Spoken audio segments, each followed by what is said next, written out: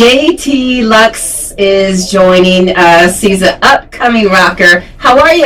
I'm great. Thank you so much for having me. Yes, my pleasure. Yeah. What's it feel like to be in such an iconic place? It's amazing. Like we were talking about earlier, the legacy is just oozing out of the walls, and I'm so excited to be performing here tonight. So, yeah. Formerly, it was the Record Plant, and now it's called the Record Factory here in Sausalito. Yeah. And thank you for being here, though. We can't wait to hear you perform. A lot of people have been coming up to me going, "Hey, JT's here." Yeah. So let's just go to asking you, where did you come from? How do I know you? Who produces you? Yeah, a little guy out of Sacramento called Frank Hannon. He's in a band called Tesla. You know, some people know it, but no, they're one of the biggest bands out of Sacramento ever, and such an honor to work with that guy. You know, I grew up idolizing him, and I had posters of him on my wall growing up as a 12-year-old kid, and they were signed to JT. So, you know, and then to be able to work with him when I turned 18, I worked with him with my previous band, and after that kind of fell through. He encouraged me to start singing, so the last year and a half I've been singing my ass off and just working every single day with my new band, and we just had a record come out last month, so we're excited for everyone to hear it, and all the videos and all the production we've been able to do throughout COVID has been amazing. You know, I feel so lucky to to have been able to do so much with the limited resources we had through COVID. So, how did you get introduced to Frank? I got introduced to him through a guy named Greg Golden. He's in Reno, Nevada. He owns Bizarre Guitar.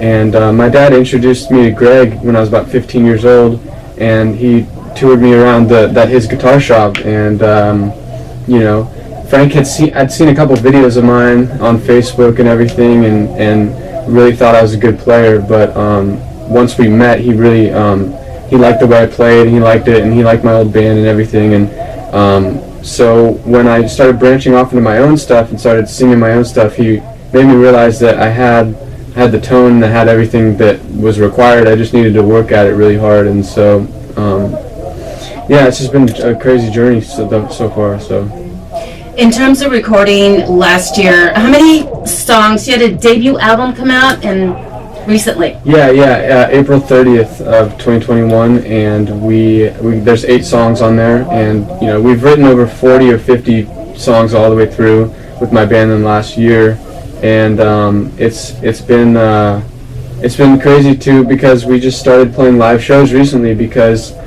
we started in March of 2020, and there was no shows by April, and so you know, we started playing all of our songs to the wall for the last 15 months, and just got a chance to play in Oklahoma and Dallas a couple with weeks Frank ago. Were you with Frank? Yeah, with Frank. Yeah. Mm-hmm. So my band opened up with our original set, and then he joined us, and we played a set of some Tesla songs and some Frank Hannon songs. So we were stoked to be able to do that and play in front of all these people, and it was the most amazing feeling to get back to live shows. I didn't realize how much I missed it until I had it right there in front of me again, and it, you know, it just felt so amazing.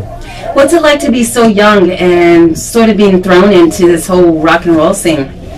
Well, for me, I've always loved rock and roll, and I've always looked up to like bands like the Beatles and Led Zeppelin and everything. And ever since I was 11 years old, this is what I wanted to do. I've never really thought of myself doing anything else, so it's the only thing I'm envisioning myself doing. So. It's not too crazy. I mean, a lot more work than a lot of people think. You know, working every single day, 6-7 days a week. You know, 8-hour practices. You know, but at the same time, it doesn't feel like work at all, because we're having so much fun, and I'm with my 2 favorite best friends in the world right now making music. So I couldn't ask for anything better.